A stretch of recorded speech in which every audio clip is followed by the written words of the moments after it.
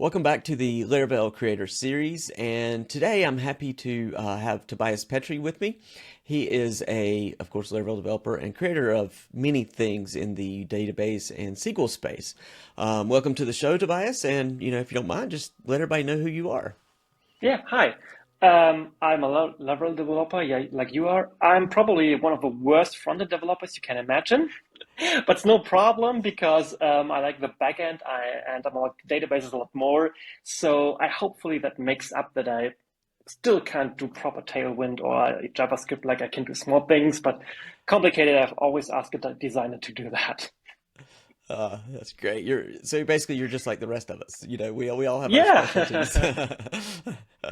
uh, that's great. So like in the beginning, you know you're now like known for like SQL and databases and stuff like that. Like, how did that become sort of like your passion? Was there any like Eureka moment and you're like, oh, this is really what I love and what I want to do? No specific moment wasn't there. It was just like many years ago, like everyone, I started with PHP, built websites, and they had been horrible slow. Like, and someone told me, "Hey, that page is loading 10 seconds doesn't have to be the problem. You can write this query here better, and you can have an index here." And I was, "Damn, that's awesome! Like, how did you know?"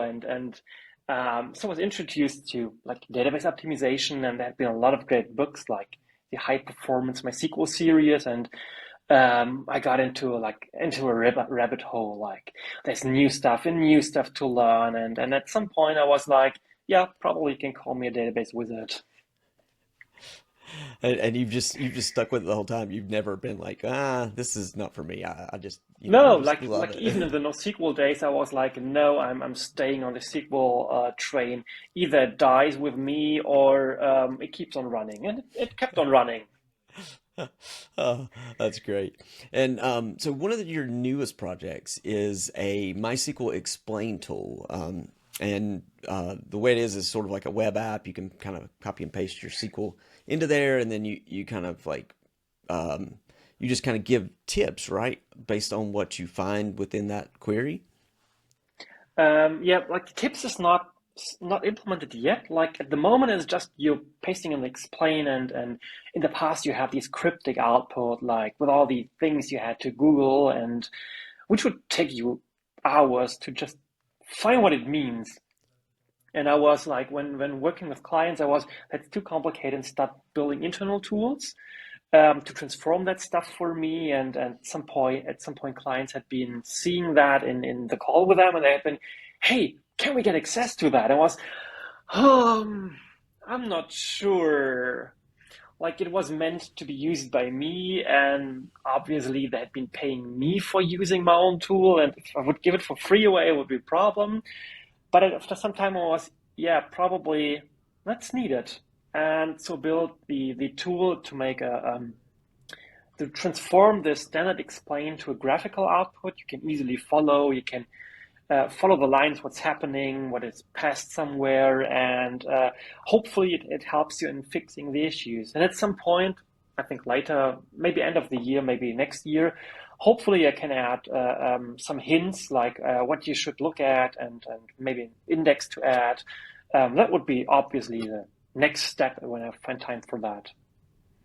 Oh, that's great. Yeah, I think that'd be awesome. And the site itself has really cool looking output.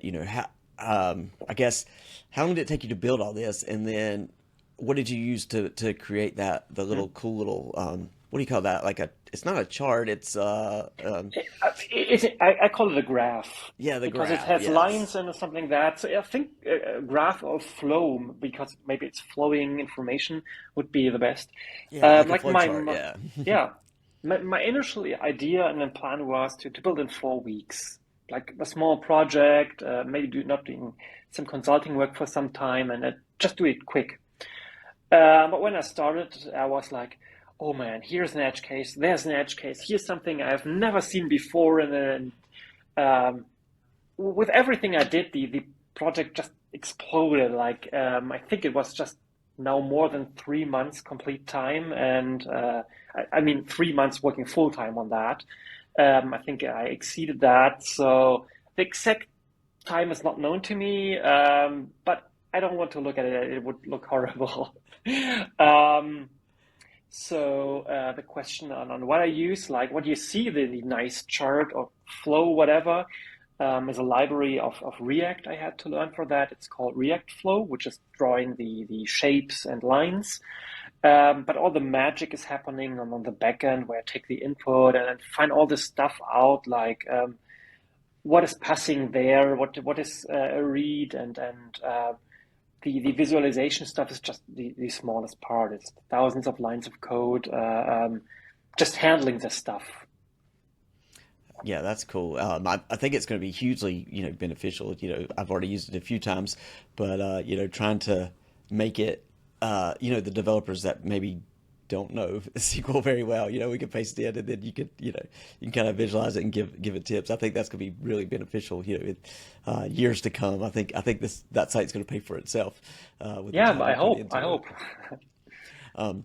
And the other cool thing is the domain is MySqlExplain.com. First of all, how in the world did you get that domain? Because that seems like something that would be really, really hard to get. And how did all that come about?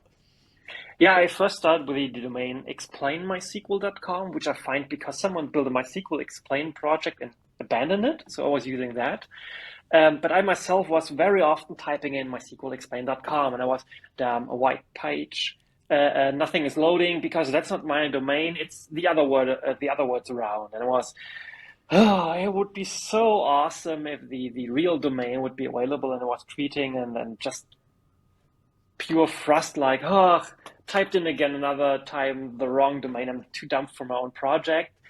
And then Aaron Francis reached out and said, "Hey, I'm the owner of that domain. Do you want to have it?" And I was, "What?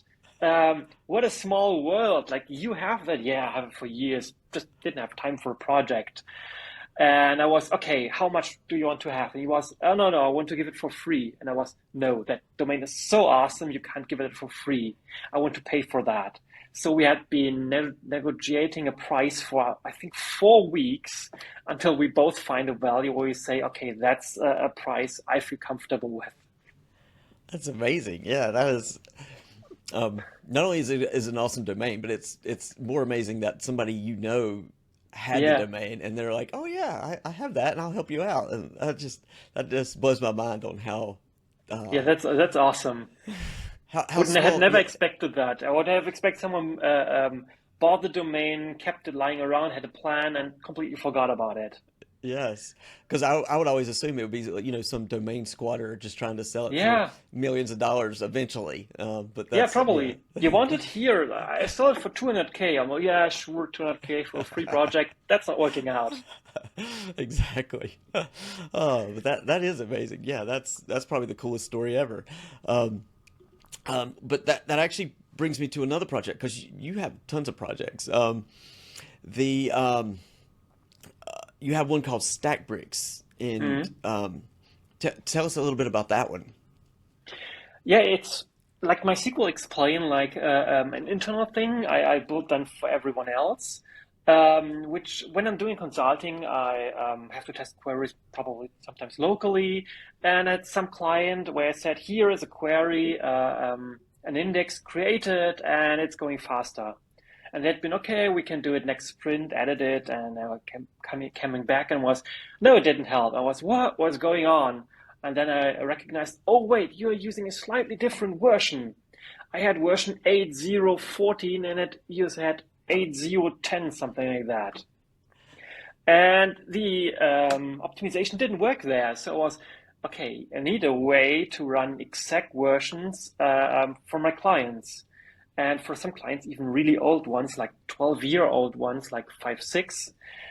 So I built this desktop tool called StackBricks, which is just a wrapper on top of Docker, where you can just select every version of MySQL, MariaDB, Redis, Postgres that has ever been released and run them simultaneously at your machine. Like no port conflicts because you can control a port for everything and start and stop them. And I think at the moment I have I think 6 or 7 databases running in this call without any effort. Like there's no conflict and it's just helping me and some others. That's awesome. Yes. So that's pretty sweet. And then the other thing I've seen you tweeting about recently is you're doing some work for Laravel Debug Bar to add better support for it in databases, in the database tab when it outputs stuff. How's that going? Yeah, it's already finished, like on Friday. Like the idea with MySql Explain was always to make it more easy, but copy pasting stuff and doing all that manually was not what I had intended. So my idea was maybe I can integrate that into other software. So I talked with Barry, the creator of the Laravel Debug Bar, and he was, that's a great idea. Um, you can you can work on it, and we've been discussing ideas on how to do that. And so on Friday, he merged everything, and you can, with the next release, which will be probably the next weeks, you can already just get the visual explain output directly from Laravel Debug Bar with a click of a button. And it's currently hidden behind a feature flag to run explains. And hopefully, in the next year or in the coming month, when everything is working great and there's no problems, we can probably activate it for everyone. So it should help, I think, thousands of developers using the Laravel Debug Bar because that has such a high installation count. It's really awesome. Yeah, I love it. I use it a lot. I still use it a lot, and it's sort of one of those little go-to things. It's like, every time it's not there, I'm like looking for it, trying to figure out exactly, make sure I don't have too many queries on this page, or make sure I don't have to do all this other stuff. So Yeah, well, which one it's is it was a slow one? Why it's now taking 8 seconds to load? yes, yes. So with these changes you're putting in, is that going to affect the performance of Debug Bar itself, or should it?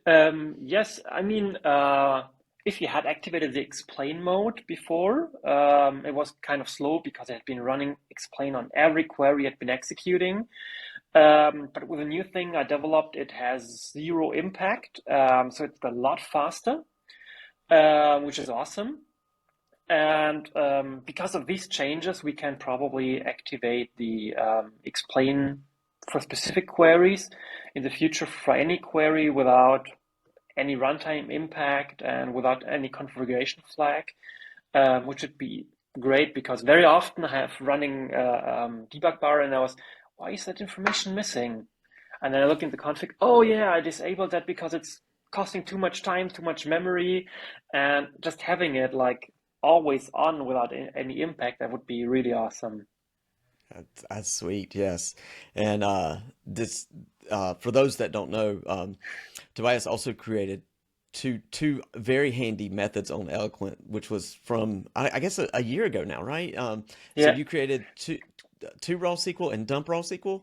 Do I have yeah, the names and right? probably DD raw SQL. I added every alias and method thing I could imagine. Like it's everything raw SQL you can imagine. Yeah, it was just this was like me planning for the MySql Explain tool. So I needed a way for in Laravel to get a query which I can render, which I can display, and use it by my service. So the idea was, yeah, probably do it for everyone in Laravel, and add these methods with a lot of effort, a lot of days of work to make this feature finally be in Laravel because there had been pull requests for late, yeah, I think for 6 years. Um, every time closed by Taylor because they missed some things, had been too simple. So I'm really happy that it worked out and he merged it, and I'm grateful for that. And I want to say, even if he wouldn't have merged it and if he closed it, it's completely okay. I don't want to change with him, like deciding what gets into Laravel and what not must be such a hard thing. Like for my tiny open source projects, I'm always, if I have to close something, I feel so bad for that. Yeah, yeah. You almost have to have the what do they call it? Benevolent dictator for life mindset, Yeah, being like, no, I'm not.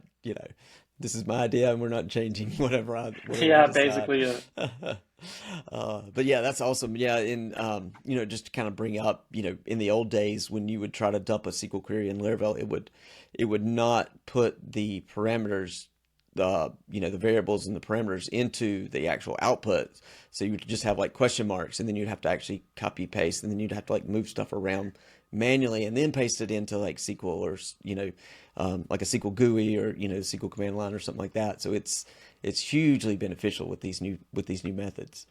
Yeah, and this was bugging me very often because sometimes that queries is like 30 or 40 bindings, and copying everything into that is taking a lot of time.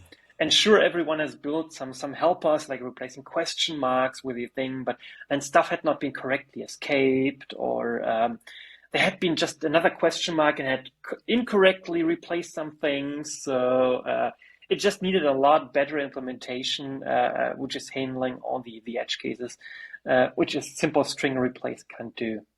Mhm. That's awesome. Yes, it's super beneficial. So moving on a little bit, so you have a whole website ebook called SQL for Devs.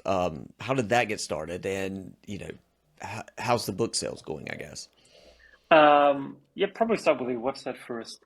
Um, yeah, like I really love reading database articles and blog posts and everything you find. But I was always like, it's entry level stuff or really complicated things, and most devs just don't need that. But very often they ask, hey, how can I do this? How can I do that? And was, wait, they are in search for some like patterns, like simple things they can copy.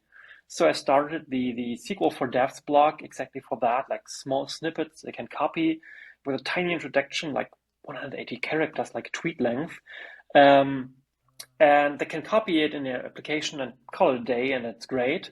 And if they want to, they can just learn more of that and can read a long explanation at the bottom. If people do it, I'm not sure. Sometimes I heard people reading that. Sometimes they had been great. I just copied it, never read it, but thanks for that. And then I ask people like what they want to have next for their tips, and they very often saying, "We want database indexing tips," and I was, "Oh, that's hard." Like putting such a complicated thing into a small thing you can copy is it's basically impossible. And have been making notes and everything, and the idea was, okay, maybe I should write a book. But then again, do it my way and not the traditional way like everyone did. And so I found a completely new way of doing it, like a ton of graphics and like a mental model, which people really helped and they loved it. And yeah, so sales have been really great. Haven't looked at it in the past weeks, but I think I crossed 110K sales volume or more, or Wow. 120K. I'm not sure exactly. That's awesome. That's really. I mean, that just it goes to show you how indexing is not only important, but how few people actually understand it. Which it's like you found this little niche that's like perfect because Yeah, everybody has it. Everybody needs indexes, and most people don't know how to do it. yeah, and even if they don't need it now, they probably need it in a few months or in a year. So I guess it's a very long lifetime. It's not like writing a book on Laravel 11, which would be end of date next year, like in February. Yeah, this will be evergreen content for 10 years. Oh, I love that because that's the one bad thing about tech content and creation. Yeah, It has this shelf life is so short. But yeah, that's really a big bonus there having these indexes because I mean that should be probably till the end of time, no? yeah, they didn't change. Like, I think I even wrote in the book, like, all information you read here is in most parts 10 years old. It didn't change at all. And so everything you will learn will also be valid for the next 10 years. So this is probably the best investment in learning you can ever do. Um, like even PHP did change in 10 years. Like it did, Right. it's different. But in databases, nothing did change. Nothing very much did change. Only tiny things. Yes, that's awesome. And it's sort of universal, right? Like indexes between like Postgres or MySQL or MariaDB, all those different things, they're all pretty similar on how they do Yeah, indexing. they're working the same, like with the same chapters I had been covering, like all the different databases. They had been just like tiny notes, like here's a tiny thing a little bit different in MySQL. Here's a tiny thing a little bit different in Postgres. But I think about 95% of the book is just generic for every database, like the ones I covered and the ones I didn't even cover because I don't use them. Mm, that makes sense. Um, and then kind of to branch off there, you it's funny you create all kinds of different things. So the next thing you do every year is do a state of the Laravel survey. Um, Yeah. what brought that on originally? That was in the company I'd been working before. We had plans on rewriting the stack, like everything you don't want to do. But we had to reach a point where we said, yeah, maybe we need to change some things. And so it was like, what do we use? Like, are these things really used? How many people use it? How is it changing? So it was just an idea, like getting a big view into the minds of all the developers to see where the greatest mind share is. Because if you want to hire people, it's best using a technology used by 80% and not a technology used, I don't know, by 5 people, but which sounded great on paper, but in the end, nobody used. Right. That's pretty good. And it's been going, I guess, what, 4 years now? I It's, think you've yeah, been for doing it. years. 4 years. Yes, that's awesome. Um, and then anything else that you've created that you want to bring up that maybe I've missed? Did you miss anything? Yeah, I'm the author of Against SQL thing, the biggest Postgres library for Laravel, Hmm. which is the common problem. You're finding nice Postgres things, but you can't use them because it's not implemented in Eloquent. And so I started making support for much of these tiny things you can find. Yeah, you can really use a Postgres Laravel thing today. I mean, there are still thousands of things missing I should implement, but it also has a lot of things, and I constantly get mails where people say, "Thank you, we've been using that or this." That's just awesome, and I think it will be more important in the future with Laravel Cloud. I mean, we don't know much, but we know that Postgres will be a big thing there. So it will be interesting how that's playing out. Yes, for sure. And what was the name of it again? Just Postgres It's Laravel Laravel PostgreSQL enhanced. in it. Okay, and that's on your GitHub, right? Yeah, All right, perfect. Yeah, we'll be sure and have that link to that in the show notes, and that way we can awesome. find it. And I gotta go make sure we've covered that on Laravel News. I don't even I'm drawing You a blank. covered it. Oh, Like we have. the Paul fun must the have did fun. that. Yeah, you did it at the start, like where I was not sure whether publicly say I'm working on it or privately work on it, but I just made it public and had been just like the installation count and packages. You could see like a small line, like 5 installs per day, 5 per day, and then was your yeah article that on the newsletter, and it was like it's going up. Nice. So Oh, obviously your blog was, or is it still called a blog? I think it's I too think so. big for a Yeah. blog. Yeah. I don't Was know. definitely a big thing for its success. So thank you for that. Oh, I love that. That's sort of why we do the site in general is because try to help everybody out because at the end of the day we're all in this sort of together. So if we can, if you create something and you don't have people, then we want to be able to get the people to your thing that you're building. Yeah, Otherwise, there's no point in building it, right? uh, exactly. And I found great libraries while constantly reading that. And the funny part is, even that I'm sitting here and in a call with you, is because of your site. mm, Because a long time ago, like when I learned Laravel, I subscribed to your newsletter, and you constantly shared like links to tweets. Like people had been discussing new stuff, whether it will be added or not, and it was okay. These Twitter thing seems to be great. Like it was always for me, people saying what they're eating or be arguing at everyone. It was okay, look into it, and I was like, oh wait, tech Twitter is really great, or was great. Like how you define it. It's different today, but definitely I owe my success kind of to you. oh, well, that is amazing, and I love that. Love helping people and doing all that. But yeah, I'm the same though. Like tech Twitter is like where I've found like lifetime friends now. But it does feel like it's changed a little bit recently. So I'm hoping that Yeah. doesn't go too far down the hill because I feel like we need that, but between conferences, of course, which is great to meet everybody, but being able to stay in touch with people throughout the year, I think And, it's and, hugely. and knowing or seeing other people like on a conference, not everyone can pay the ticket and or travel around the world, or even people needing to get visas, which is not easy. Hmm. So it's a really great place to communicate with people who couldn't be on a conference. For sure, for sure. But that's awesome. Um, so let's leave. I guess let's leave it here if we don't have anything else to Yeah, add.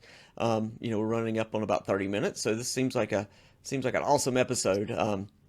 And I'll go ahead and tell the listeners what happened.